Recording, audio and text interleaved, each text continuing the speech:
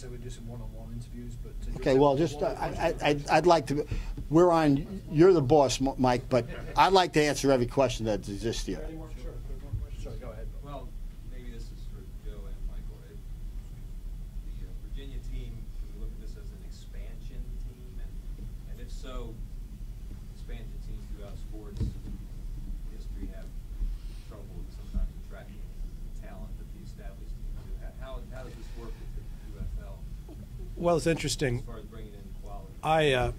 I started out working for an expansion team in the NFL in the Jacksonville Jaguars. And in the first 5 years, we went to 2 AFC championship appearances and scored more victories than any team over that 5-year period in the history of the NFL.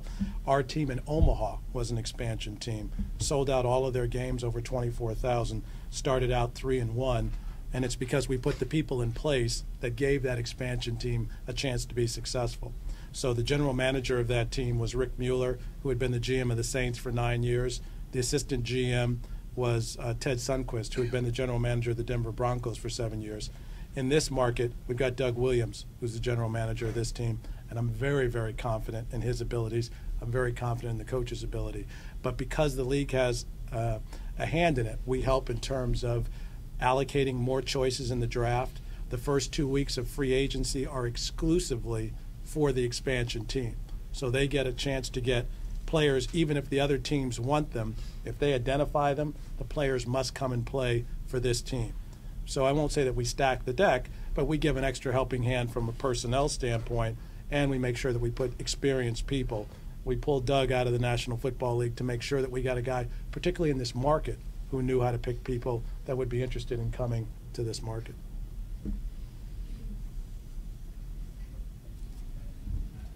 Did you want more on that from me? I agree.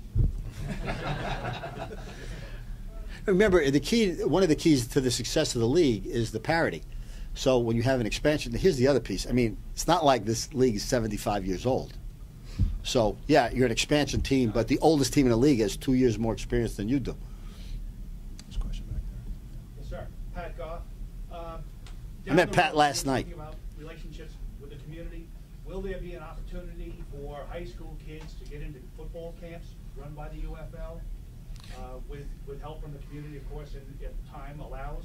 Yeah, I think the answer is yes. I think we'd love to do that. I think that's one of the things that, in terms of what we were talking about before, that if the community says anything, first thing is a great idea, we should be doing it.